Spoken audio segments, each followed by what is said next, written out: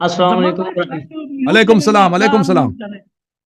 رام جی سر، کیا حال ہے؟ ٹھیک ہے، اللہ کا احسان ہے جی۔ بات کریں اور مزمل سب بھائی، ہم خیریت سے ہے؟ بات کریں کہ الحمدللہ جی الحمدللہ۔ بات کر رہا ہوں چیٹ نہ پڑھیں، ہم سے گفتگو کریں۔ آپ سے آپ سے آپ سے بات کر رہا ہوں، آپ سے بات کر رہا ہوں۔ جی جی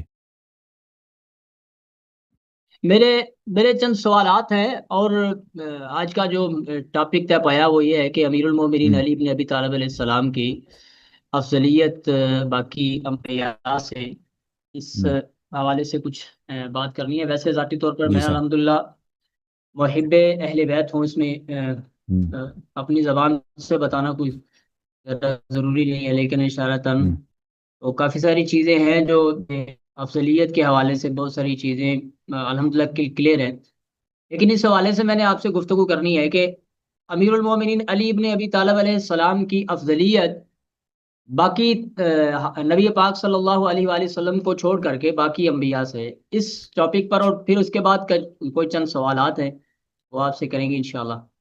جی تو سر۔ سب سے پہلے آپ قرآن مقدس سے قرآن مقدس سے کوئی ایسی واضح آیت پیش کر دیں جس میں یہ چیز واضح ہو کہ حضرت امیر المومنین علی ابن ابی طالب علیہ السلام انبیاء سے افضل ہیں۔ چلیں پھر آپ مانیں گے بھائی؟ قرآن سے بالکل، پیش اگر کریں تو قرآن کی آیت ہوگی، واضح ہوگی، تو پھر میں تو الحمدللہ ماننے والا ہوں۔ چلیں جی۔ آپ تو کہہ رہے تھے کہ وہ صرف 2 منٹ کے لیے آئے، وہ کہہ رہے تھے۔ نہیں، اصل میں بات سنیے گا۔ ٹائم طے پایا تھا 11 سوا 11 کا، تو میں نے ایمرجنسی جانا پڑ گیا، میری وائف بیمار تھی تو اس کے لیے لیٹ ہو گیا۔ ابھی اگر ٹائم کسی اور ہے تو میں یہ چند منٹ کے لیے آپ سے گفتگو کر کے پھر ختم کر دیتا ہوں دیکھیں، بات کو، اگر نہیں قرآن ٹائم۔ مجید کا آیہ مبارکہ ہے نا، اعوذ باللہ من الشیطان الرجیم فمن حاجک فیہ من بعد ما جاءک من العلم فقل تعالوا ندعو ابناءنا وابناءکم ونساءنا ونساءکم وانفسنا وانفسکم۔ نجران کے نصارہ کے ساتھ نبی کریم صلی اللہ علیہ وسلم کی گفتگو ہوئی، مناظرہ ہوا۔ وہ کہہ رہے تھے کہ کیا کہہ رہے تھے کہ عیسیٰ جو اللہ کا بیٹا ہے۔ ہمارے سرکار نبی صلی اللہ علیہ وسلم فرمائے کہ وہ بیٹا نہیں ہے، دلائل بہت سارے دیے، وہ قانع نہیں ہوئے، جو وہ ہر ڈرمی پہ آئے تھے، کہتے نہیں جی۔ آخر میں تو نبی صلی اللہ علیہ وسلم نے فرمایا کہ اب اللہ نے فرمایا فمن حاجک فیہ من بعد ما جاءک من العلم۔ اب علم، برہان، بینات کے ذریعے جب واضح ہوا ہے کہ عیسیٰ بیٹا نہیں ہے، ان کے پاس ایک ہی دلیل تھا کہ یہ جو ہے اللہ نے اس کو بغیر ماں کے خلق کیا نا، اس کا کوئی باپ ہی نہیں ہے، تو اللہ ہی ہوگا نا۔ تو رسول صلی اللہ علیہ وسلم نے فرمایا ان مثل عیسیٰ عند اللہ کمثل آدم، عیسیٰ کی مثال تو آدم کی مثال ہے۔ آدم کو وہ تو بغیر ماں کے بھی خلق کیا نا، اس کو تو مانتے ہو کہ وہ خدا نہیں ہے۔ تو یہ جو اگر بغیر باپ کے خلق ہوا ہے تو اس کا مطلب کہاں سے ہوا کہ وہ بھگوان ہے، وہ گاڈ ہے، وہ اللہ ہے۔ تو بہرحال وہ کہہ رہے تھے اللہ کا بیٹا ہے، وہ مانتے نہیں تھے۔ تو فرمایا کہ آؤ پھر مباہلہ کرتے ہیں، جو جھوٹا ہوگا، اگر میں نبی نہیں ہوں، میں جھوٹا ہوں، نستجیر باللہ، تو مجھ پہ اللہ کی عذاب، اور اگر آپ جھوٹے ہیں اور میں سچا نبی ہوں تو اللہ تو میری دعا کو قبول فرمائے گا نا۔ تو آج جھوٹے پہ اللہ کا عذاب آئے گا۔ اگر آپ عیسیٰ کے ماننے والے، عیسیٰ تو بھگوان ہے، اور میں کہتا ہوں یہ خدا نہیں ہے، خدا کا بیٹا نہیں، تو مجھ پہ عذاب آئے گا نا۔ تو قرآن نے فرمایا کہ ان کو پکارو، تعالوا ندعو ابناءنا وابناءکم، تم اپنے بیٹوں کو بلاؤ، ہم اپنے بیٹوں کو، تم اپنے نساء کو بلاؤ، ہم اپنے نساء کو بلاتے ہیں، وانفسنا وانفسکم، اور تم اس کو بلاؤ جو تمہاری جان کی طرح ہے، اور ہم اس کو بلاتے ہیں ہم اس کو بلاتے ہیں جو ہماری نفس کی طرح، ٹھیک ہے نا؟ ثم نبتہل، پھر مباہلہ کریں، ونجعل لعنۃ اللہ علی الکاذبین، جو جھوٹا ہے ہم اللہ سے دعا کریں گے کہ جھوٹے پر اللہ کی لعنت ہو۔ تو یہ تو سب مسلمانوں کو پتہ ہے نا، صحیح مسلم کی حدیث ہے، صحیح مسلم کی حدیث ہے۔ جی جب دیکھو یہ سعد بن وقاص ہے، اس کو معاویہ نے کہا کہ تو جا کے گالی دے دے۔ گالی کس کو؟ اب مسلمانوں یاد رکھو، دیکھو کیا اس امت نے کیا ہے، کس کو گالی دے دو۔ چلو، سعد نے کہا کہ میں گالی نہیں دیتا، کہا کیوں گالی نہیں؟ کہا اس نے کہا مجھے 3 باتیں نبی صلی اللہ علیہ وسلم سے سنی ہیں، میں کبھی گالی نہیں دے سکتا، اور ایک وہ یہ ہے، جب یہ آیہ نازل ہوا ہے قل فقل تعالوا ندعو ابناءنا وابناءکم، دعا رسول اللہ صلی اللہ علیہ وآلہ علیا وفاطمہ وحسنا وحسینا، رسول صلی اللہ علیہ وسلم نے مولا علی، حسن اور حسین اور فاطمہ سلام اللہ علیہ کو بلایا۔ اب حسن حسین علیہ السلام کو بلایا کیونکہ اللہ نے حکم دیا کہ ابنانا۔ صدیقہ کبریٰ سلام اللہ علیہ کو بلایا اس لیے کہ اللہ نے فرمایا نساءنا۔ مولا علی علیہ السلام کو کس لیے بلایا؟ وہ تو بیٹا بھی نہیں ہے اور خاتون بھی نہیں ہے نا۔ ہاں واضح، انفسنا، جو ان کی نفس کی طرح ہے۔ اب مجھے بتاؤ، جو نبی جس کو قرآن نے بولا ہے نفس، ٹھیک ہے نا، اور رسول صلی اللہ علیہ وسلم کے اور بھی احادیث ہیں کہ علی ان کا نفس، یہ کئی احادیث ہیں آپ کے کتب میں، مصنف ابن ابی شیبہ میں، دوسری کتب میں، اوکے، صحیح اسانید کے ساتھ، جس کو قرآن نے پوری واضح طور پہ کہہ دیا کہ اس امت میں کوئی ہے جو نفس رسول صلی اللہ علیہ وسلم ہے، اور نبی صلی اللہ علیہ وسلم نے سب کو دکھایا۔ بھائی جب لوگ، اگر آج اعلان ہو جائے کہ آج ایک معجزہ آئے گا نا، آج ایک معجزہ ہونا ہے، تو کتنے لوگ آئیں گے دیکھنے کے لیے؟ سب لوگ آئیں گے بھائی، سب جتنے ٹی وی چینل ہیں نا ان کے کیمرے آ جائیں گے، اگر یقینی طور پہ ایکسپیکٹ کریں، امید کریں کہ یہاں پہ معجزہ ہوگا۔ جب اتنے لوگ، عیسائیوں کا اتنا بڑا وفد آیا مدینے میں، نبی صلی اللہ علیہ وسلم کو چیلنج کر رہے ہیں کہ بھئی عیسیٰ جو ہے ہمارا دین مان لو، عیسیٰ اللہ کا بیٹا ہے، باقی آپ کی ساری باتیں صحیح ہیں لیکن عیسیٰ اللہ کا بیٹا ہے، مناظرے ہوئے، اب مناظرے کے بعد معجزے سے پتہ چلے گا کون حق پر ہے، تو سب لوگ دیکھنے کے لیے نا، عیسائی بھی آئے، مسلمان بھی آئے، کیونکہ آج معجزہ ہونا ہے، یا تو نبی صلی اللہ علیہ وسلم نستجیر باللہ، ان پہ اللہ کے عذاب آئے گی، یا ان کے دشمنوں پہ، ان کے منکرین پہ جو نصارہ ہیں، تو ان سب کو دکھانے کے لیے رسول صلی اللہ علیہ وسلم نے معرفی کر دی امت کو کہ کون ان کا نفس نفیس ہے۔ اب جو نفس پیغمبر ہے، پیغمبر کی جو نفس ہے علم میں، ہمارے نبی صلی اللہ علیہ وسلم، حضرت نبی کریم صلی اللہ علیہ وسلم، علم میں، تقوی میں، قرب الہی میں، اللہ کے نزدیک احبیت میں، کہ اللہ کے نزدیک سب سے احب ہیں، وہ محبوب ہیں، وہ ان سب میں، سب انبیاء پہ تو اس پہ شک ہی نہیں، افضل ہے کہ نہیں بھائی؟ کوئی ہے یا ملائکہ بھی افضل ہے، ٹھیک ہے نا؟ اور ان کا جو اجر ہے اللہ کے نزدیک، ہمارے نبی صلی اللہ علیہ وسلم کا روز قیامت جو اللہ ان کو ثواب دے گا، جو منزلت دے گا، وہ کسی پیغمبر کو نہیں دے گا۔ جو نبی صلی اللہ علیہ وسلم کا تقوی ہے، جو عبادت ہے، جو شجاعت ہے، جو طہارت ہے، سب جتنے فضائل نفسانی ہیں، وہ نبی صلی اللہ علیہ وسلم سب انبیاء پہ افضل ہے، جو نفس نبی ہے، جس کو قرآن نے کہا ہے نفس نبی۔ اگر ہمارے نبی صلی اللہ علیہ وسلم خود سب انبیاء پہ افضل ہے، علم میں، طہارت میں، جو بالکل ان کا نفس ہے، ٹھیک ہے نا، انہی کی طرح ہے، انہی کا آئینہ ہے، علم وہی نبی کا، شجاعت وہی نبی کا، طہارت وہی نبی صلی اللہ علیہ وسلم کا، تو وہ سب پہ افضل ہے، ٹھیک ہے نا؟ یہ ایک دلیل، ایک دلیل۔ کوئی بات جی بتاؤ، بتاؤ جی بتاؤ۔ اچھا، عرض یہ ہے کہ متواتر حدیث ہے، تشیع کے ہاں بھی ہوگی شاید، لیکن تسنن کے ہاں تو ہے، اس میں کوئی شک نہیں ہے کہ رسول پاک صلی اللہ علیہ وآلہ وسلم نے فرمایا انت منی بمنزلۃ ہارون من موسیٰ الا لا نبی بعد۔ نبی پاک صلی اللہ علیہ وآلہ وسلم نے فرمایا کہ جناب علی ابن ابی طالب علیہ السلام کو کہ انت منی بمنزلۃ ہارون، تو میرے لیے ایسے ہے جیسے موسیٰ علیہ السلام کے لیے ہارون ہیں، لیکن نبی نہیں ہے میرے بعد کوئی۔ اچھا، اس حدیث سے، جو کہ معتبر ترین حدیث ہے، اس سے یہ بات واضح ہوتی ہے کہ نبوت والا جو مرتبہ ہے، دیکھیں میں سمجھنے کے لیے آیا ہوں، ٹھیک ہے نا، جو اشکال ہوگا تو وہ میں ضرور کروں گا، کیونکہ میں نے تو اس چیز کو سمجھ ہے۔ نبی پاک صلی اللہ علیہ وآلہ وسلم نے فرمایا الا لا نبی بعدی، یہ حدیث جو ہے صحیح ترین، یہ اس چیز کی طرف اشارہ کر رہی ہے کہ کوئی ایسا مرتبہ، کوئی ایسا رتبہ، کوئی ایسی شان، کوئی ایسا مقام ہے کہ جو جس کا استثناء کیا جا رہا ہے کہ تو بالکل میرے لیے ایسے ہے جیسے موسیٰ علیہ السلام کے لیے ہارون ہے، لیکن میرے بعد نبی نہیں ہے کوئی۔ اور پھر آپ نے جو عقیدہ، جس ٹاپک پر بات کر رہے ہیں، اس کے آپ قائل بھی ہیں، اس میں کوئی شک نہیں ہے کہ امیر المومنین جو ہے وہ انبیاء سے افضل ہیں، لیکن رسول یہاں پہ استثناء کر رہے ہیں کہ نبی نہیں ہے میرے بعد، تو کل کو کوئی علی ابن ابی طالب علیہ السلام کو نبی نہ کہے، تو یہ بھی میرا جو ہے نا، اگر ہو سکے تو ضرور تو یہ دیکھیں کہ فرمایا انت منی بمنزلۃ ہارون من موسیٰ، نفس رسول کہنے سے، بات سنیے گا، نفس رسول کہنے سے مجھے جو ہے نا، اس سے سرٹیفکیشن نہیں ہوئی کہ نفس رسول کہنے سے وہ باقی انبیاء سے بھی نبوت کا جو مرتبہ ہے، مقام ہے، میں جو سمجھا ہوں، نبوت کا جو مقام ہے وہ بڑا مقام ہے، اور اس میں اولو العزم پیغمبر ہیں، اور پھر ان میں سب سے عظیم پیغمبر، سب سے اعلیٰ پیغمبر اور سب سے بلند مقام وہ ہمارے پیغمبر حضرت محمد مصطفیٰ صلی اللہ علیہ وآلہ وسلم۔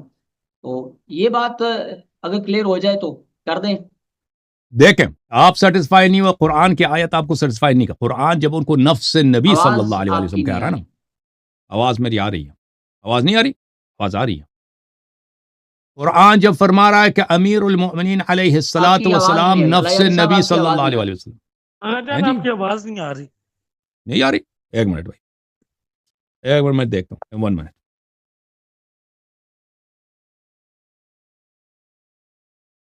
بسم اللہ الرحمن الرحیم۔ آواز کیوں نہیں آ رہی بھائی؟ آواز آنی چاہیے، آواز نہیں آ رہی، آواز ہر جگہ جا آپ رہی کی ہے۔ آواز نہیں آ رہی، ایک منٹ روم میں پہ آپ کی آواز نہیں آ رہی آقا جان۔ میں ایک دفعہ ڈسکنیکٹ ہو کے واپس آتا ہوں، ایک منٹ لوگوں۔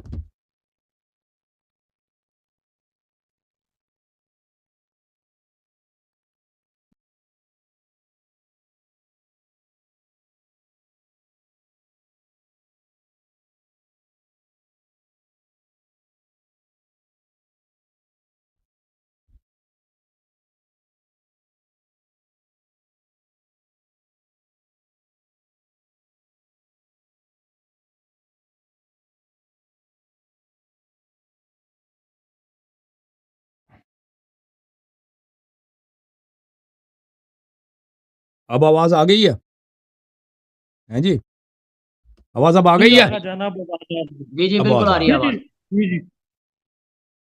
عرض یہ ہے کہ جب قرآن مجید نے کہہ دیا کہ وہ نفس رسول صلی اللہ علیہ وآلہ وسلم ہے، اگر وہ رسول صلی اللہ علیہ وآلہ وسلم جیسے نہیں انفسنا، تو اس کو قرآن کو یہ کہنا غلط تھا، ٹھیک ہے نا؟ قرآن اس کو کہنا غلط تھا۔ اس میں قرآن مجید میں بہت ساری مثالیں ہیں، جب دو افراد ایک ہی منزل ایک ہی مقام جیسے ہوتے ہیں نا، اس کو انفس کا اس کو کہا جاتا ہے۔ اور پھر میں آپ کی خدمت میں یہ حدیث آپ کو دکھاؤں، یہ حدیث ہے، میں وہ اس کی طرف آتا ہوں، حدیث منزلت کی طرف۔ یہ المصنف الاحادیث والآثار ہے، یہاں پہ ملاحظہ کریں کہ رسول صلی اللہ علیہ وآلہ وسلم نے کہا یمن والوں سے، لَتُقِيمُنَّ الصَّلَاةَ وَلَا تُؤْتُنَّ الزَّكَاةَ وَلَا تَسْمَعُنَّ وَلَا تُطِيعُنَّ أَلَوْ بَعَثَنَّ إِلَيْهِمْ رَجُلًا لِنَفْسِهِ۔ تم نماز پڑھو گے، زکوٰۃ دو گے، وَإِلَّا میں تمہارے جنگ میں ایسے شخص کو بھیجوں گا جو بالکل میرا آدمی ہے، يُقَاتِلُ مُقَاتَلَتَكُمْ وَيَسْبِي ذَرَارِكُمْ، آپ کے جنگجوؤں کو وہ قتل کرے گا اور آپ لوگوں کو وہ اسیر بنائے گا۔ اللہم انا او کنفسی، یہ شخص یا میں ہوں یا جو بالکل مجھ جیسا ہے۔ ثم اخذ بید علی علیہ السلام، امیر المؤمنین علیہ السلام کا ہاتھ لیا۔ تو یہ کہ امیر المؤمنین علیہ السلام بالکل نبی صلی اللہ علیہ وآلہ وسلم جیسے ہیں، نفس رسول صلی اللہ علیہ وسلم، یہ قرآن سنت سے ثابت ہے۔ اب آتے ہیں حدیث شریف جو ہے حدیث منزلت کی طرف۔ دیکھیں یہ جو رسول صلی اللہ علیہ وآلہ وسلم نے فرمایا، انت منی بمنزلت ہارون من موسیٰ، آپ کو وہ تمام منازل حاصل ہیں جو ہارون کو موسیٰ سے حاصل تھی۔ اوکے، اب یہ ایسی بات ہے کہ ہمارے نبی صلی اللہ علیہ وسلم کے بعد کوئی نبی نہیں ہو سکتا، اس طرح نہیں کہ ہمارے امیر المومنین علیہ السلام میں کسی قسم کا نقص ہے، یہ ہمارے نبی صلی اللہ علیہ وسلم کی عظمت ہے، ان کی بزرگی ہے کہ ان کے بعد اللہ تعالیٰ نے یہ پوسٹ ختم کر دیا کہ ایک شخص جتنا ہی اعلیٰ کیوں نہ ہو، سب انبیاء سے افضل ہی کیوں نہ ہو، اب یہ پوسٹ کسی کو نہیں ملے گا، ٹھیک ہے نا؟ اب رسول صلی اللہ علیہ وسلم نے جو فرمایا امیر المومنین علی علیہ السلام کو، آپ کو مجھ سے وہی مرتبہ حاصل ہے، وہی مقام حاصل ہے جو ہارون کو موسیٰ سے حاصل تھا۔ اب پوری انبیاء کے ہسٹری جا کے دیکھیں، دو نبیوں میں اتنی مشارکت نہیں ہے جتنے ہارون اور موسیٰ میں تھا، یعنی اب جو انبیاء جو بہت ہی زیادہ قریب ہے، مثلا ابراہیم ہے اسحاق کے ساتھ یا اسماعیل کے ساتھ، ان میں یہ مراقبت قرب نہیں ہے جو ہارون اور موسیٰ میں، یا یوسف اور یعقوب ہیں، وہ مشارکت نہیں ہے، وہ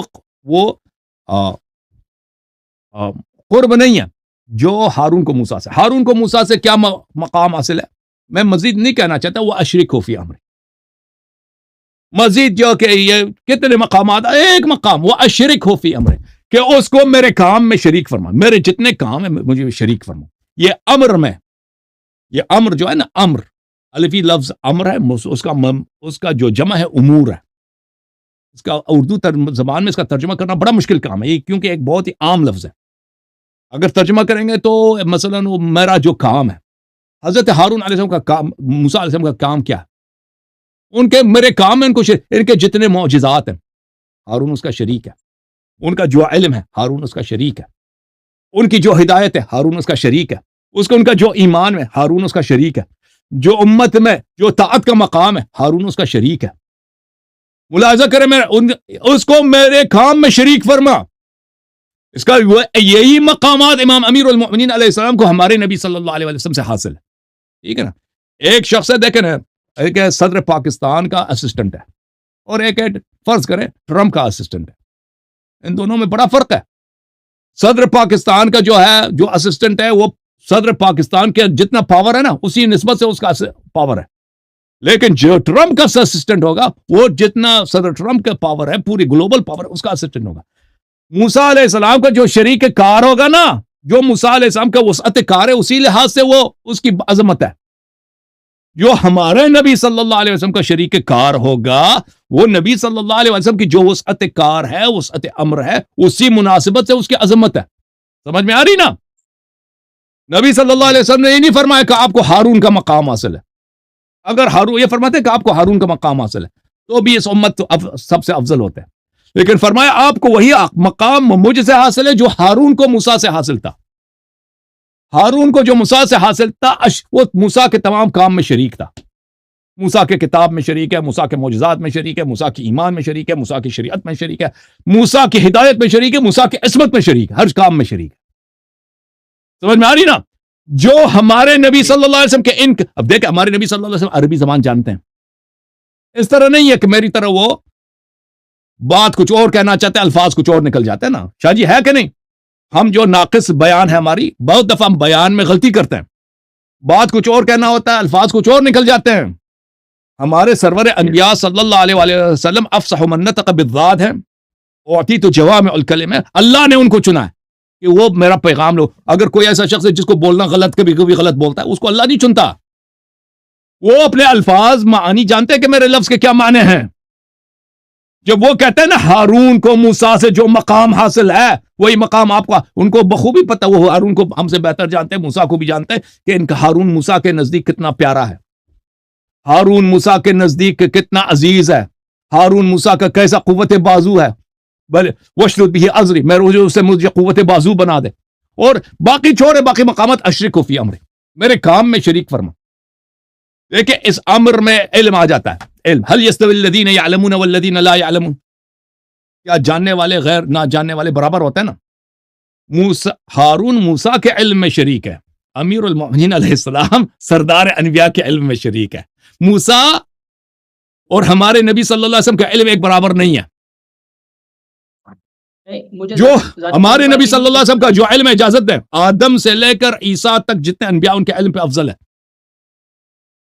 جو ہمارے نبی صلی اللہ علیہ وسلم کے علم میں شریک ہوگا وہ موسیٰ سے بھی افضل ہوگا، آدم سے بھی افضل ہوگا، ابراہیم سب سے افضل ہوگا. باقی چھوڑے، صرف علم میں افضلیت ثابت ہو گئی نا. مجھے معجزات میں، مقامات میں، بھائی ختم ہے بات. آپ مان لیں نا. اب یہ جو فرمایا وہ لا نبی بعدی، یہ نقص نہیں ہے میرے مولا میں. الا انہ لا نبی بعدی، یہ نقص نہیں ہے امیر المؤمنین علیہ السلام میں. یہ نبی صلی اللہ علیہ وسلم کی عظمت ہے کہ ان کے بعد کوئی نبی ہو نہیں سکتا. سمجھ میں آنی ہے بات آپ کو؟ مرتبہ امامت بڑا ہے، مرتبہ نبوت بڑا ہے، نبوت مرتبہ بڑا ہے. اہل بیت علیہ السلام انبیاء سے بڑے ہیں نا، انبیاء سے بڑے. صحیح ہے. چلیں مزمل صاحب، میں نے جو آپ کی خدمت میں باتیں دو دلائل دیا نا، ایک آئے مباہلہ اور ایک جو حدیث منزلت ہے، اس پہ آپ سوچیں، اس پہ آپ رد تلاش کریں، پھر آپ ہم بات کرتے ہیں، آپ مزید گفتگو بڑھاتے ہیں. ٹھیک ہے نا؟ اصل میں بات یہ ہے کہ ہر کسی کا سمجھنے کا اپنا طریقہ کار ہوتا ہے. کوئی رد کرنے کے لیے آتا ہے سوچ کے کہ میں نے رد ہی کرنا ہے، اختلاف ہی کرنا ہے. اور کچھ تو یا مان لیں یا یہ دیکھیں، یا مان، اب آپ سوچ لیں نا 1-2-3 ہفتے، یا مان لیں یا پھر رد کریں.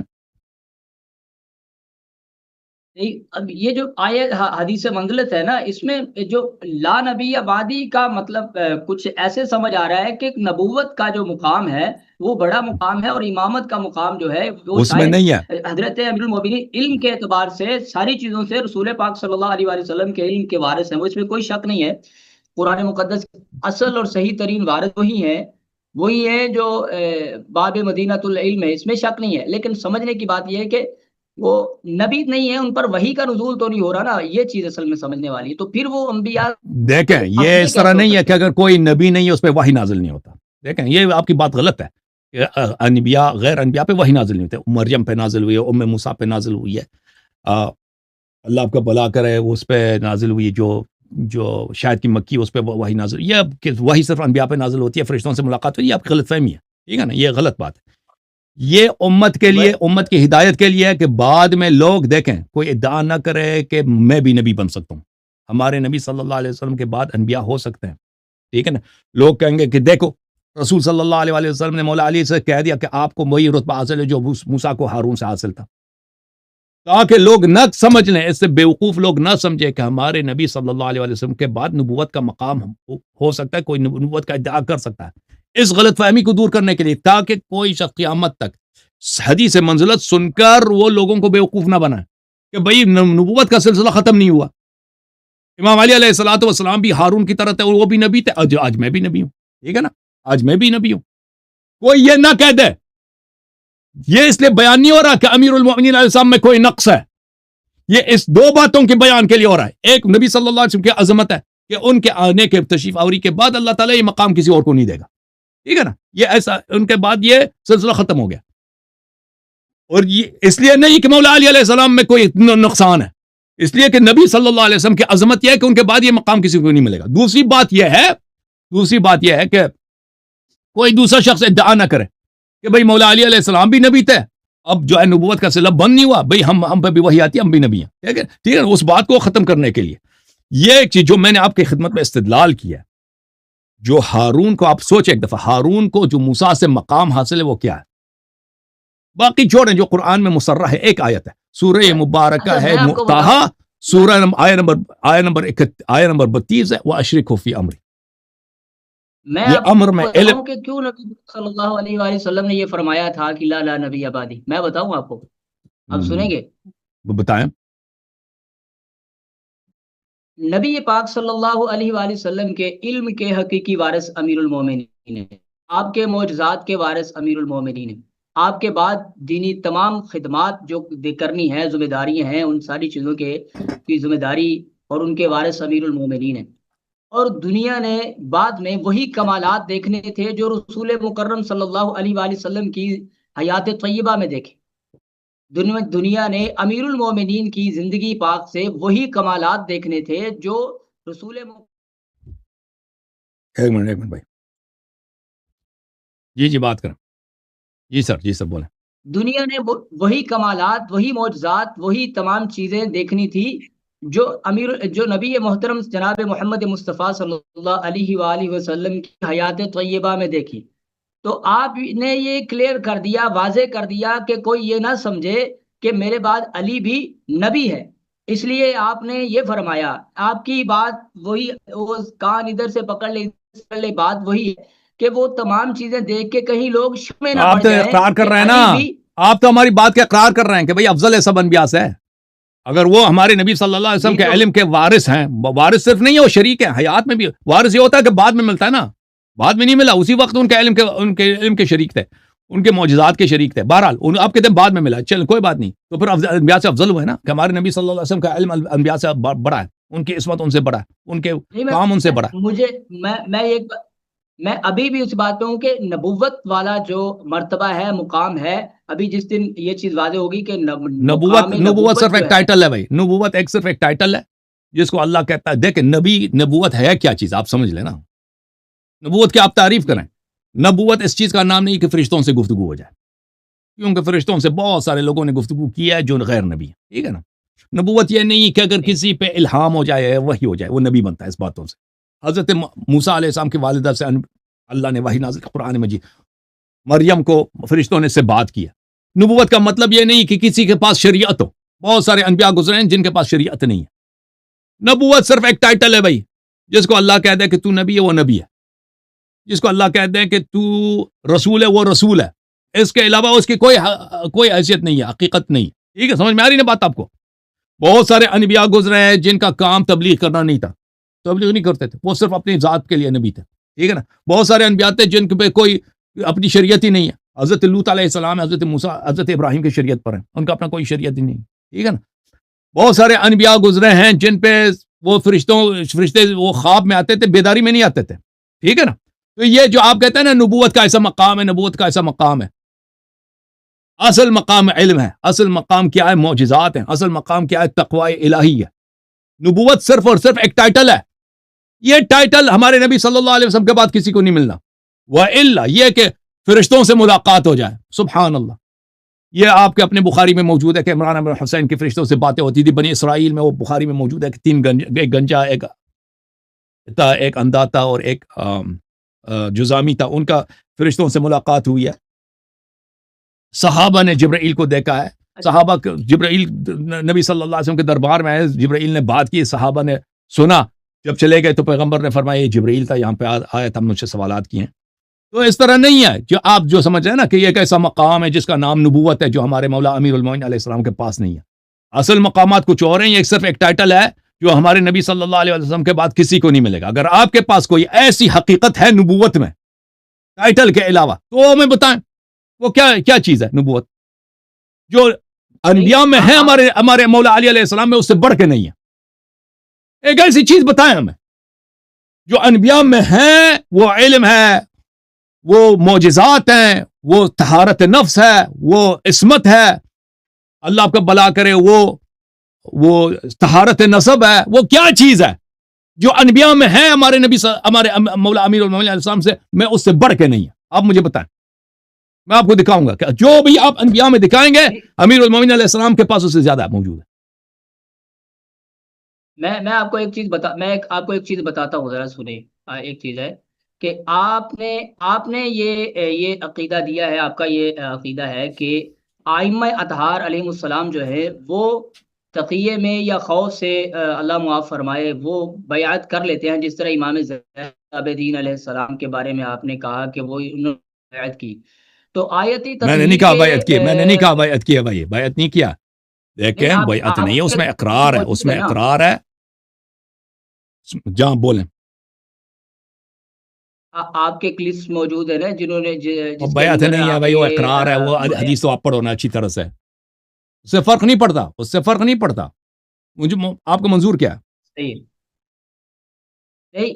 میں ذاتی طور پر یہ کہتا ہوں کہ اہل بیت اطہار علیہ السلام آیت تطہیر کے مصداق ہے. تو یہ کسی سے ڈر جانا، خوف کرنا، یہ بھی تو ایک رجس ہے نا. تو یہ اہل بیت اطہار علیہ السلام تو ہر طرح سے یعنی پاک ہیں. تو وہ کیسے خوف کی وجہ سے یا ڈر کی وجہ سے کسی ایسے بندے کی بیعت کر سکتے ہیں جو کہ ظالم ہے؟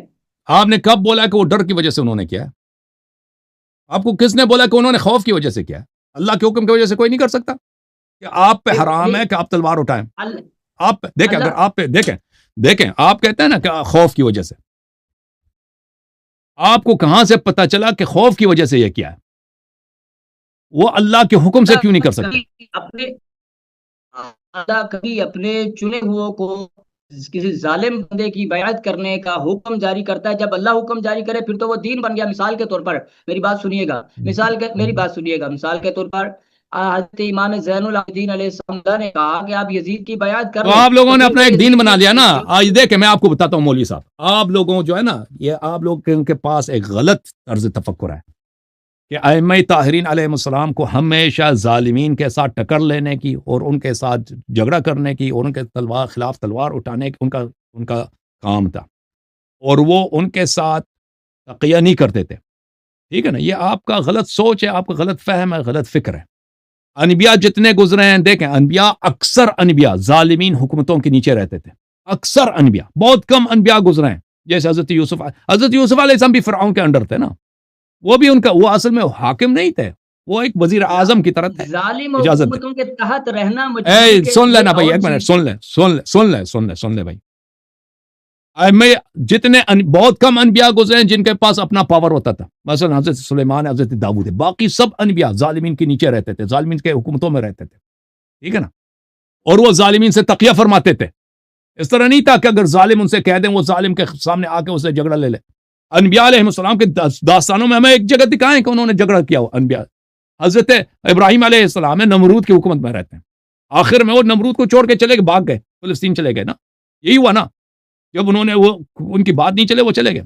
اب آپ کہتے ہیں نا کہ یہ آپ کے پاس ایک غلط سوچ ہے, شیعوں کے پاس ایک بہت ہی غلط فکر ہے, کیونکہ یہ ائمہ طاہرین علیہ السلام کی سیرت کو نہیں جانتے. وہ سمجھتے ہیں ائمہ طاہرین علیہ السلام اپنی جان اور شیعوں کی جان بچانے کے لیے وہ یہ تقیہ نہیں کر سکتے.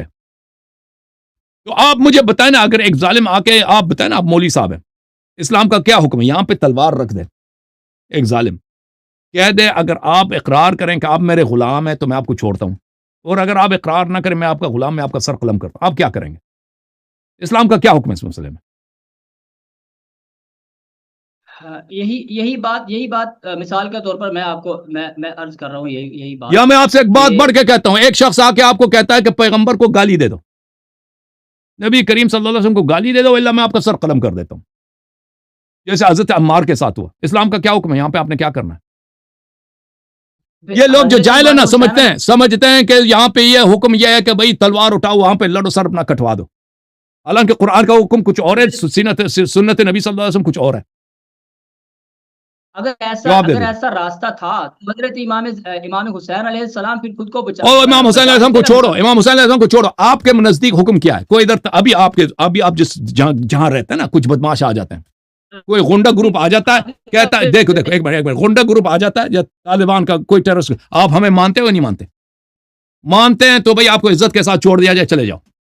کہہ دو نہیں مانتا, اسی وقت آپ کا سر قلم کر دے, آپ کیا کریں گے؟ اسلام کا کیا حکم ہے؟ میں آپ کو بتاتا ہوں, بتاؤ. مجھ سے پوچھے, میں آپ کو بتاتا ہوں. مثال کے طور پر میرے آگے گردن پہ کوئی تلوار رکھتا ہے اور مجھے کہتا ہے کہ محبت اہل بیت چھوڑ دو, تو میں اسے گردن پہ چھری چلا دو, میں تو اسے نہیں کہوں گا کہ نہیں میں محبت اہل بیت چھوڑ دیتا ہوں, میری جان چھوڑ دو. اگر آپ ہندوستان میں ہوں اور ہندوستان میں فسادات ہوں, ہندو مسلم فسادات ہوں, ٹھیک ہے نا, اگر کوئی آپ ہندوؤں نے آپ کو پکڑ لیا آپ کے بچوں کے ساتھ, اگر آپ کہیں دیں کہ میں تو بھگوان کا ماننے والا ہوں, میں رام کو مانتا ہوں, شنکر کو مانتا ہوں, ٹھیک ہے نا, وہ آپ کو چھوڑ دیں گے. اگر کہہ دے کہ میں نہیں مانتا, میں ایک منٹ, ایک سوال سن لو, وہ آپ کو بھی سر قلم کر دے گا, آپ کے بچوں کو بھی مارے گا, اور آپ کے خواتین کے ساتھ بھی بے عزتی کرے. آپ کیا کرو گے؟ آپ نہیں کہو گے کہ میں شنکر کو مانتا ہوں جان چھڑانے کے لیے؟ نہیں, اسلام میں اس کی اجازت تو موجود ہے کہ آپ اگر کلمہ ختم کفر پھر یا مجبور رن کہہ نہیں, دیکھیں دیکھو یہ مجھ سے تو ائمہ اطہار علیہ السلام کو میں اپنے آپ سے کمپیئر نہیں کر سکتا نا. اگر یہ چیز ہوتی تو دیکھیں, یہ دو شریعت نہیں ہے, 2 3 4 شریعت ایک ہی ہے. ائمہ طاہرین علیہ السلام جس معاشرے میں رہتے تھے, کبھی کبھار ان کے سامنا ہوتا تھا خلفاء سے. خلفاء کہتے تھے آپ ہمیں مانتے یا نہیں مانتے, آپ ہمیں, ان کو اگر وہ کہتے ہم نہیں مانتے تو ان کو قتل کیا جاتا تھا. سمجھ میں آئی نا بات آپ کو؟ وہ اپنے شیعوں کے لیے بھی نمونہ عمل تھے. اگر وہ یہی جو وہ سچویشن میں وہ رہتے تھے, ان کے شیعہ بھی اسی سچویشن میں آ جاتے تھے کہ بھئی آپ خلیفہ کو مانتے ہیں نہیں مانتے. بہت دفعہ تحقیقات بھی نہیں ہوتی کہ آپ خلیفہ کو مانتے ہیں, وہ قرائن سے پتہ چل جاتا ہے کہ آپ خلیفہ کو نہیں مانتے تو آپ کو اساسینیٹ کیا جائے, ٹھیک ہے نا. تو اگر ائمہ اطہار علیہ السلام یہ طریقہ مان لیتے ہیں جیسے آپ کا عقیدہ ہے کہ وہ نہیں کہتے, بھئی کہہ ہی نہیں سکتے کہ میں آپ کو نہیں مانتا, میں آپ کو نہیں مانتا, جی آپ کون ہیں, میں تو امیر المومنین میں ہوں, آپ ایک فاسق فاجر آدمی ہے نا. تو اس کا نتیجہ کیا ہوتا؟ ائمہ علیہ السلام قتل ہوتے, ان کی شیعہ قتل ہوتے, ان کے اہل خانہ تباہ ہوتے, ٹھیک ہے نا. یہ عام شیعہ اس بات کو نہیں سمجھتے, کہتے یہ ہو ہی نہیں سکتا جی, کیونکہ وہ سمجھتے ہیں ائمہ طاہرین علیہ السلام ہمیشہ حکم تھا کہ قتل کریں. ائمہ طاہرین علیہ السلام کی سیرت میں صرف امام زین العابدین علیہ السلام نہیں, امام محمد باقر علیہ السلام, وہ حدیث موجود ہے, مروان عبد الملک ابن مروان سے جب ملتے ہیں ان کو کہتے ہیں السلام علیکم یا امیر المؤمنین, میں آپ کے لیے دعا گو ہوں, میں آپ کا بہت مخلص ہوں, میں آپ یا امام جعفر صادق علیہ السلام جب منصور سے ملتے ہیں, میں یا امیر المؤمنین, میں آپ کی طاعت اپنے آپ پہ فرض سمجھتا ہوں, میں کبھی آپ کے خلاف تلوار نہیں اٹھاؤں گا, آپ کو جو رپورٹیں ملتے ہیں غلط ہیں. حضرت امام رضا علیہ السلام کی حدیث ہے, ہارون کو ہمیشہ وہ امیر المؤمنین کہہ کر نہایت ادب کے ساتھ گفتگو کرتے تھے. تو یہ ائمہ طاہرین علیہ السلام جب انہوں نے زندگی اس, اور ان باتوں سے سب کو پتہ ہے, ان باتوں سے کوئی حق باطل میں تبدیل نہیں ہو جائے. کب جب دیکھیں, جب سب کو پتہ ہے کہ ایک شخص شریر ہے, شریر سمجھتے ہیں نا, شریر کا مطلب ایک شخص شریر ہے, اس کے شر سے بچنے کے لیے لوگ اس کی تعریف کرتے ہیں. جیسے فرعون ہے نا، اس کی شر سے بچنے کے لیے آپ کو اس کی تعریف کرنی پڑتی ہے. جب سب لوگوں کو پتا ہے کہ اس کی شر سے بچنے کے لیے آپ کو اس کی تعریف کرنی پڑتی ہے، وہ سب کو پتا ہے کہ یہ بات واقعا جب آپ اس کو امیر المومنین کہتے ہیں یا کہتے ہیں میں آپ کی طرف کبھی تلوار نہیں اٹھاؤں گا، میں آپ کی طاعت کو واجب سمجھتا ہوں، جب یہ بات تو سب کو پتا ہے یہ آپ کا مقصود نہیں ہے، آپ اس کے شر سے بچنا چاہتے ہیں. جیسے عمار نے جب نبی صلی اللہ علیہ وسلم کو گالی دی ہے اور مکے والوں کے خداؤں کی تائید کی ہے، تعریف کی، ان کا کلمہ پڑھا ہے، اس کو پتا ہے کہ عمار کا مقصد یہ تو نہیں ہے، اس کا عمار کو مقصد کچھ اور ہے. ائمہ طاہرین علیہم الصلوۃ والسلام کی پوری زندگی امیر المؤمنین علیہ السلام سے لے کر امام حسن عسکری علیہ السلام تک تقیہ میں گزری ہے. ظالمین کے شر سے بچنے کے لیے وہ اپنے شیعوں کو انہوں نے سکھایا ہے کہ تم کیسے ظالم کافر حکومت میں رہ کر اپنا ایمان بچائے رکھو، اور اگر آپ کو کبھی ظالم حکومت کافر حکومت کی تعریف کرنی پڑے تو یہ ان کی تعریف نہیں ہے، وہ پوری دنیا کو پتا ہے کہ یہ شریر لوگ ہیں، یہ ظالم اتنے لوگ ہیں کہ اگر ان کی تعریف نہیں کیا جائے تو آپ پہ وہ مصائب نازل کر دیتے ہیں، ان مشکلات سے بچنے کا طریقہ کار یہ سب لوگوں، اور اس سے کوئی باطل حق میں تبدیل نہیں ہوتا، اور اس سے کوئی شان میں تبدیل کمی نہیں آتی. جو امام زین العابدین علیہ السلام کا واقعہ ہے، جو امام زین العابدین علیہ السلام کا واقعہ ہے، جب یزید نے ان سے کہا کہ آپ بتاؤ کہ آپ کیا اقرار کرتے ہو میرا غلام ہو، یا اگر اقرار کرو گے کہ میں جب چاہوں تجھے بھیج دوں اور جب چاہوں تجھے اپنے پاس رکھوں، تو مولا نے ان سے یہی کہا کہ اگر میں اقرار نہ کروں تو کیا ہوگا؟ تو یزید نے کہا تو آپ کا سر قلم کیا جائے گا جیسے دوسروں کا سر قلم کیا گیا. تو مولا نے فرمایا کہ دنیا جانے کہ مجھے اکراہ کیا جا رہا ہے. یہ ان کے الفاظ ہیں بھائی، یہ اس میں کوئی بے عزتی ہے نہیں. یہ لوگ جو اس سچویشن کو نہیں سمجھتے نا، وہ ان کی بیوقوفی ہے کہ ایسے موقع پہ کیسے کلام کیا جاتا ہے. دنیا والے جاننے کہ مجھے اکراہ کیا جا رہا ہے، میں مکرہ ہوں، مجھے مجبور کیا جا رہا ہے، تو میں مجبوراً مجھے اعتراف کر رہا ہوں کہ میں آپ کا غلام ہوں، آپ چاہے مجھے بھیج دیں چاہے مجھے غلامی میں رکھیں. تو یزید نے کہا آپ نے بہت اچھی بات کی ہے، اور آپ نے ایسی بات کی، آپ نے اپنی جان بھی بچائی، آپ کے عزت پہ کوئی نقص نہیں آیا. یزید نے خود اعتراف کیا.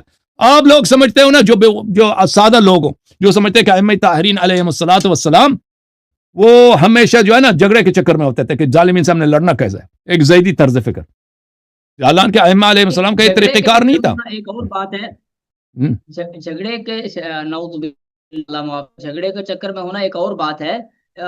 یہ چیز کہ کسی ظالم کے ساتھ اس کے پر ایگری ہو جانا، تو یہ ایک اور بات ہے کہ پھر وہ اگری تو نہیں، وہ آپ کہتے ہیں اگری ہو گیا نا، وہ تو آپ کے الفاظ ہے کہ اگری ہو گیا. وہ جب کہہ رہے ہیں کہ مجھے ایک مجبور کیا جا رہا ہے، اور میں یہ مجبوری کے تحت پہ، اقرار کے تحت پہ، وہ تو پوری دنیا کو پتا ہے یہ اگری نہیں ہے. وہ تو کوئی پاگل ہی ہوگا جو سمجھ جائے گا کہ وہ اگری ہو گئے. ایک سوال ہے آپ مجھے بتاؤ اگر آپ کو پکڑا جاتا نا،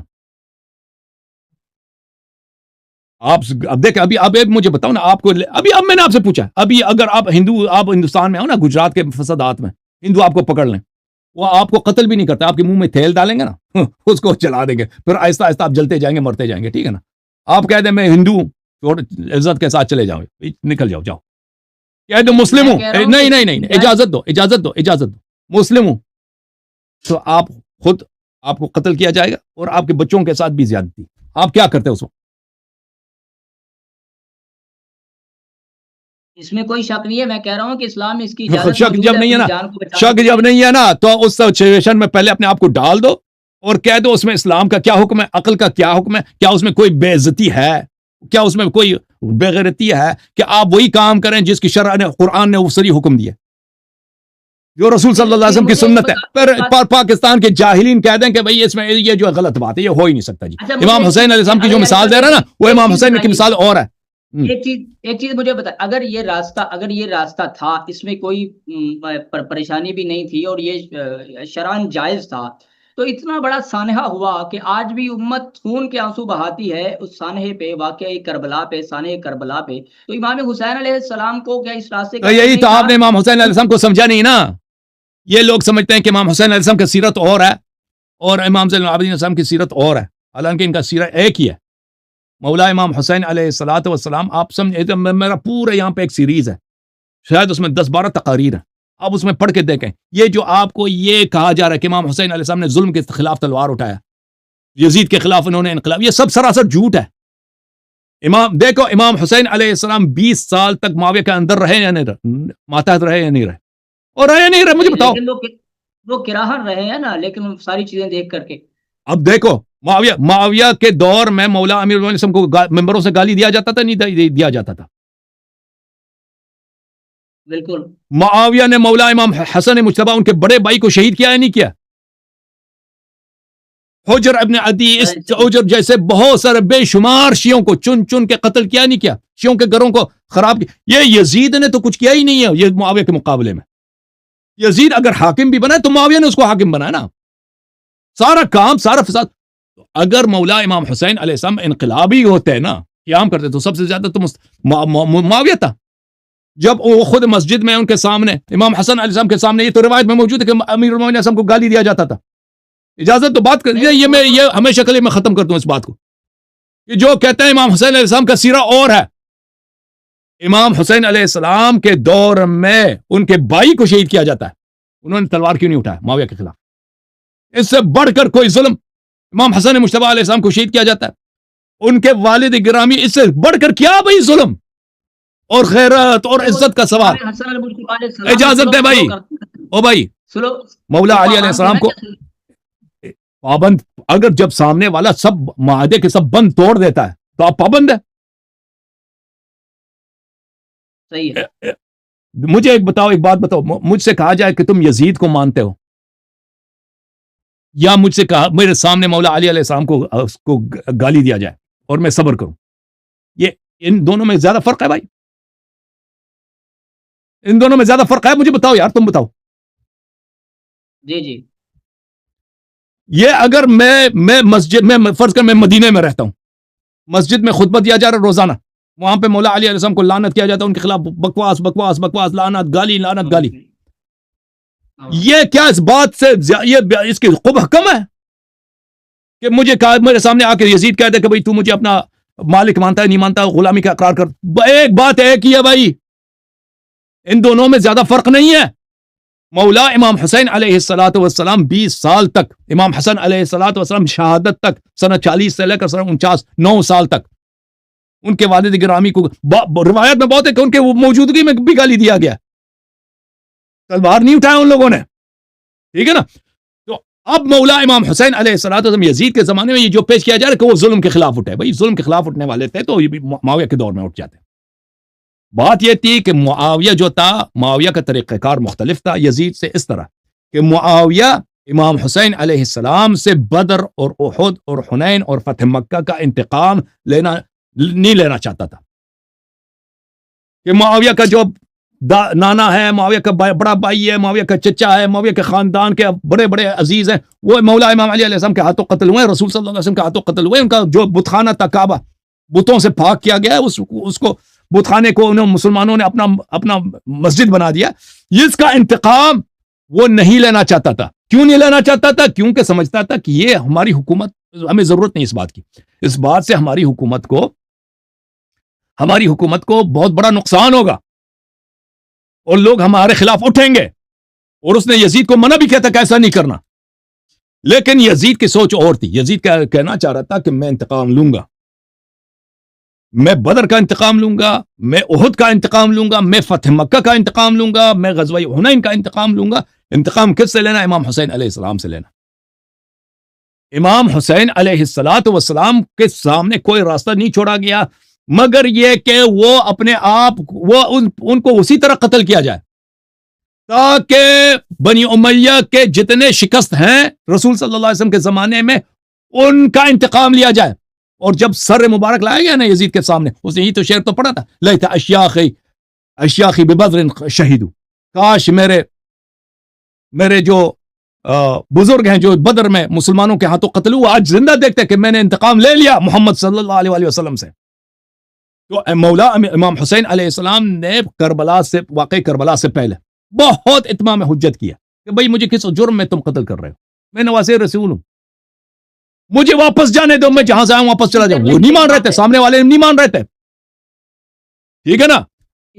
سامنے والے ان کو یہ آپشن نے دیکھیں، مولا علی علیہ السلام کو یہ آپشن تھا کہ اگر وہ ابو بکر عمر کو نہ چڑھیں، ابو بکر عمر ان کو اپنے گھر میں عزت کے ساتھ رہنے دیتے ہیں، مولا امام حسن علیہ السلام، امام حسین علیہ السلام کو معاویہ کے دور میں یہ سہولت حاصل تھی، یہ آپشن تھا کہ اگر وہ معاویہ کو کے خلاف تلوار نہیں اٹھاتے وہ ان کو رہنے دیں گے اپنے گھر میں.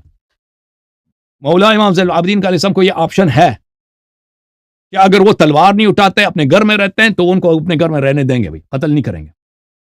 مولا حسین علیہ السلام کو یہ جس بات کی آپشن نہیں تھا کہ وہ امام حسین علیہ السلام نے کہا کہ مجھے جانے دو, جہاں سے میں واپس آئوں وہاں چلا جاؤں, نہیں جانے دیا گیا. کہا کہ مجھے اجازت دو تم میرے ساتھ آ جاؤ, میں بارڈر چلا جاتا ہوں کسی دور دراز علاقے میں, فرنٹیئر میں چلا جاتا ہوں, وہاں رہتا ہوں ایک عام مسلمان کی طرح. کہا نہیں. کہا کہ مجھے جانے دو یزید کے پاس. تم نہیں چاہتے یزید, وہ میرے قوم کا آدمی ہے بھائی. یہ روایت شیعہ نے بھی نقل کی, مخالفین نے بھی روایت کی. اب شیعہ اس بات سے ان کو گھبراتے ہیں کہ بھئی یہ کیسے ہو سکتا ہے. مجھے جانے دو یزید کے پاس, میں یزید سے گفتگو کروں, وہ کیا چاہتا ہے, تم سے تو بہتر ہے, عبید اللہ ابن مرجانہ سے تو بہتر, مجھے جانے دو ادھر. عمر ابن سعد نے خط لکھا عبید اللہ ابن زیاد کو کہ یہ شخص تو یہ اس طرح تجویز دے رہا ہے کہ بھئی یہ آپشن دے رہا ہے, کہتا ہے میں لڑنا نہیں چاہتا, مجھے جانے دو. کہتا ہے نہیں. عبید اللہ ابن زیاد نے کہا اب یہ ہمارے چنگل میں آگے اپنی جان بچانا چاہتا ہے, جنگ شروع کرو. ان کو ایک ہی آپشن دیا گیا. اب یار چپ کرو, یار چپ کرو ایک منٹ کے لیے. ان کو دو آپشن دیے گئے, یا تو لڑیں, ہم سے لڑیں, یا تو یہ کہ آپ تسلیم ہو جائیں کہ عبید اللہ ابن مرجانہ آپ کے متعلق جو فیصلہ سنائے آپ کو منظور ہے, آپ اسیر ہو کے چلے جائیں. اور امام حسین علیہ السلام کو پتا تھا کہ میں ادھر چلا جاؤں مجھے شہید کر دیں گے ہر صورت میں, جیسے مسلم کو امان دے کر بھی شہید کیا گیا نا. تو یہ جو آپ کہتے ہیں نا یہ دو گانگی ہے, ایک تضاد ہے. امام حسین علیہ السلام کیوں قیام کیا؟ امام حسین علیہ السلام نے قیام نہیں کیا, ان کا سچویشن ہی اور تھا, ان کی مظلومیت کی نہایت ہے. یہ بہت ہی غلط تفسیر شیعہ مولوی عوام کو پیش کرتے ہیں, اس اہل سنت پیش کرتے ہیں کہ وہ ظلم کے خلاف انہوں نے قیام کیا. نہیں, امام حسین علیہ السلام رہنا چاہتے تھے تقیے کے ساتھ. آپ کے نزدیک امام حسین علیہ السلام پھر رہنا چاہتے یزید کے پاس, اور پھر جا کے پھر انہوں نے بیعت ہی کرنی, صلح کرنی تھی, پھر جا کے یہ ہے نا. وہ وہی کرتے جو امام جعفر صادق علیہ السلام نے منصور کے ساتھ کیا. منصور یزید تھا, وہ وہی کرتے جو امام حسن اور امام حسین علیہ السلام نے معاویہ کے ساتھ کیا. معاویہ یزید تھا, فرق ہی نہیں ہے. وہ وہی کرتے جو حضرت امام محمد باقر علیہ السلام نے عبد الملک ابن مروان کے ساتھ کیا, وہ بھی یزید تھا. ٹھیک ہے, آپ لوگ سمجھتے ہو جی ہاں کہ امام حسین علیہ السلام چاہتے تھے کہ ان کے چھوٹے چھوٹے بچے پیاسے ذبح ہو جائیں. وہ چاہتے تھے کہ ان کی بہنیں مثلا اسیری میں چلے جائیں, ان کو پرواہ ہی نہیں تھا اس بات کا. یہ آپ چاہتے ہیں کہ آپ کی بہن اسیری میں چلی جائے؟ آپ چاہتے ہیں؟ بالکل آپ راضی ہیں کہ آپ کی بہن, آپ کی بیٹی, آپ کی ماں اور آپ کی جو ہے بیوی اسیری میں چلے, اور آپ لوگوں کی پرواہ نہیں؟ کہتے ہیں امام حسین یہ چاہتے تھے, چاہتے تھے.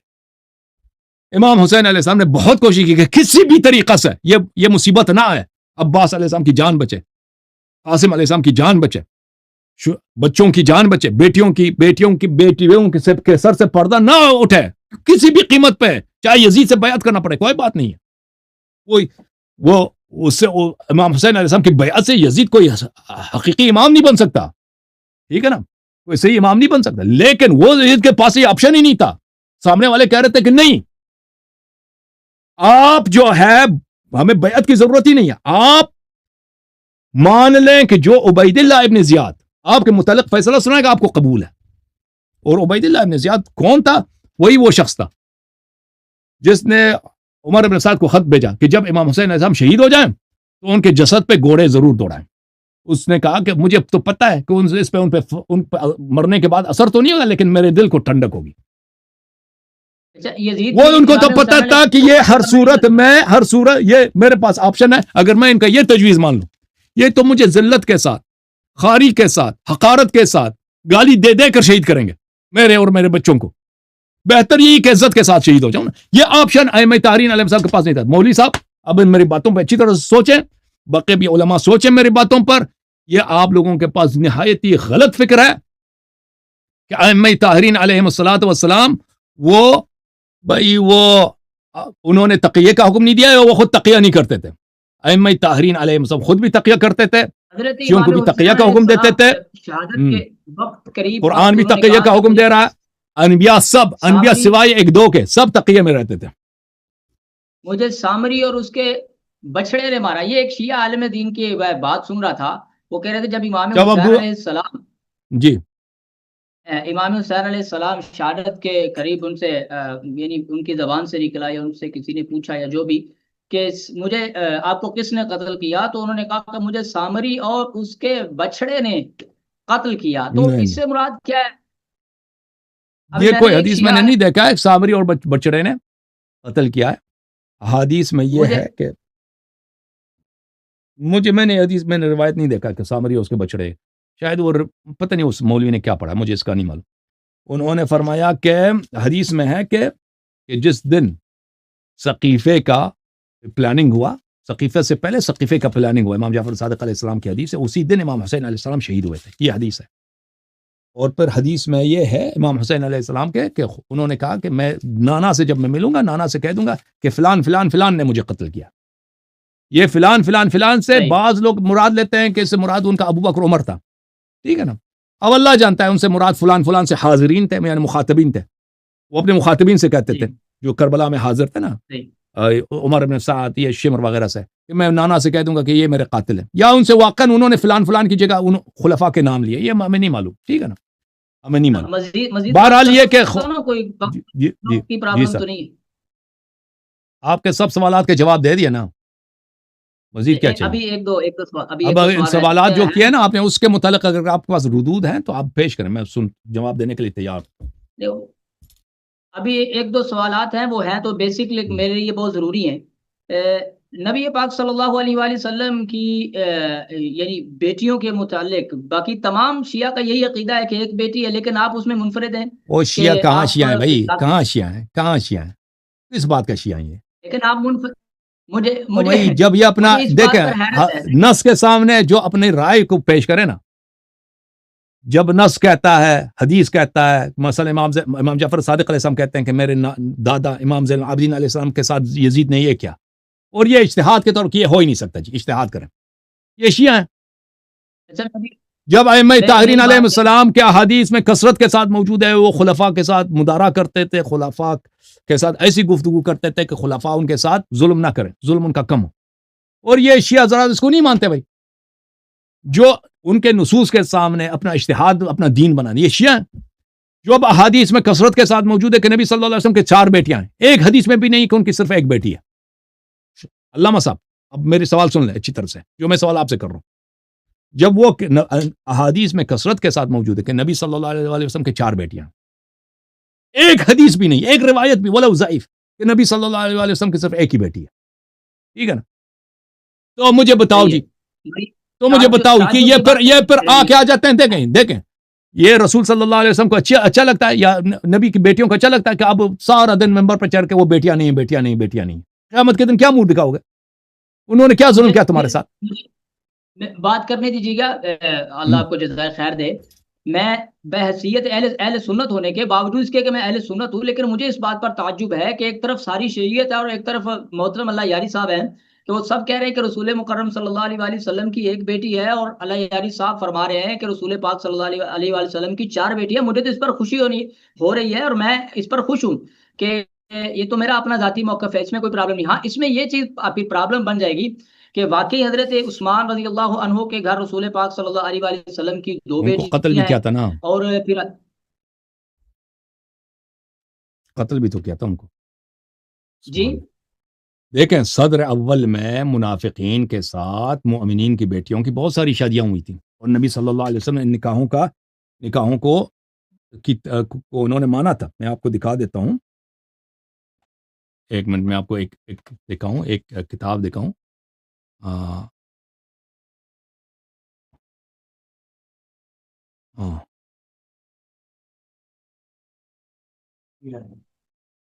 ایک میں آپ کو ایک کتاب ایک چیز دکھا دیتا ہوں. ایک منٹ.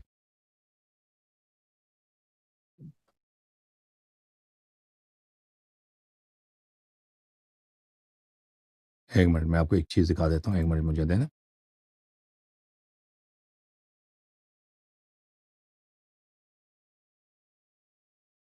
یہ کتاب ہے الاستذکار، ابن عبد البر کی جزء ثانی ہے. ٹھیک ہے نا. یہاں پہ ملاحظہ کریں، یہاں پر یہ کہ وَأَجْمَعُوا أَنَّ أَحْكَامَ الدُّنْيَا عَلَى الظَّاهِرِ وَإِلَى اللَّهِ السَّرَائِرِ. مسلمانوں کا اجماع ہے کہ احکام دنیا میں نکاح بھی آ جاتا ہے نا، یہ ظواہر پر ہے کہ کوئی شخص کلمہ پڑھتا ہے تو اس کے ساتھ نکاح جائز ہے، اور سرائر اللہ کے نزدیک وقد افردت لحکم المنافقین فی عہد رسول اللہ صلی اللہ علیہ واحکامہم فی مناکحتہم لبنات المسلمین الصالحین المؤمنین کتابا اتیت فیہ علی معانی المنافقین وکیف اقرہم رسول اللہ صلی اللہ علیہ وآلہ علی مناکحت بنات المؤمنین وكيف الحكم فيهم عند السلف والخلف بما فيه الشفاء من هذا المعنى۔ یہ کہتا ہے کہ میں نے ایک کتاب لکھی ہے، اس کتاب میں نے بہت، اب یہ کتاب ہمارے پاس نہیں ہے ابن عبد البر کی، کہ صدر اول میں بنات مسلمین الصالحین المؤمنین، مسلمان صالح مؤمنین کی بیٹیاں، مناکحہ ہوتا تھا، نکاح ہوتا تھا ان کا کن کے ساتھ؟ منافقین کے ساتھ، منافقین، یہ مناکحت ہے، منافقین کے ساتھ ان کا مناکحہ ہوتا تھا، اور رسول صلی اللہ علیہ وسلم ان کو جائز قرار دیتے تھے۔ تو اس زمانے میں دیکھیں جب رسول صلی اللہ علیہ وسلم نے عائشہ کے ساتھ نکاح کیا ہے تو اس زمانے میں عائشہ سے یہ باتیں تو سرزد نہیں ہوئی تھی جو بعد میں سرزد ہوئی نا، کہ جنگ جمال وغیرہ وغیرہ، اذیت رسول صلی اللہ علیہ وسلم، یا جس زمانے میں رسول صلی اللہ علیہ وسلم کی بیٹی کی شادی ہوئی عثمان کے ساتھ، اس زمانے میں عثمان سے یہ سب باتیں جو بعد میں پیش آئی ہیں نا، اس زمانے میں یہ تو ایک عام مسلمان تھا، کلمہ پڑھتا تھا، مسجد میں آتا تھا نماز پڑھتا، اس زمانے میں باتیں تو پیش نہیں آئی کی تھی۔ طرف نہیں جا رہا، میری بات سنیے اللہ یار صاحب، میری بات سنیے، میں ان باتوں کی طرف نہیں جا رہا کہ کیا سرزد ہوا کیا نہیں ہوا، میرا مطلب وہ نہیں ہے، میرا مطلب یہ ہے کہ واقعتاً کہ حضرت عثمان کے نکاح میں نبی پاک صلی اللہ علیہ وآلہ وسلم اور وہ باقی حقیقی بیٹیاں تھیں، جو شیعہ حدیث ہے نا، جو شیعہ حدیث ہے وہ ایک بیٹی کی شادی ہوئی عثمان سے، اور وہ بیٹی رخصت ہونے سے پہلے اس کی وفات ہو گئی، تو دوسری بیٹی کی شادی ہو گئی عثمان سے، پھر عثمان نے شیعہ حدیث میں عثمان نے اس کو قتل کیا تھا، مار کے اس بیچاری کو شہید کیا تھا۔ جی ہاں، یہ واقعی بیٹیاں تھیں نبی صلی اللہ علیہ وسلم کی، یہ شیعہ کتابوں میں۔ جی بالکل۔ چلیں اللہ آپ کو اوکے، تھینک یو سر، اللہ آپ کو جزائے خیر دے، بہت مہربانی، بڑی مہربانی، تھینک یو۔ جھوم جاؤ، پرواز کرو، کیوں فخر سے سر اٹھا، کیونکہ اللہ تعالیٰ نے تمہیں انتخاب کیا، صراط حق پر صرف تم ہو، صراط ایمان پر صرف کیا، کیونکہ اللہ تعالیٰ نے تمہیں انتخاب کیا، صراط حق پر صرف تم ہو، صراط ایمان پر صرف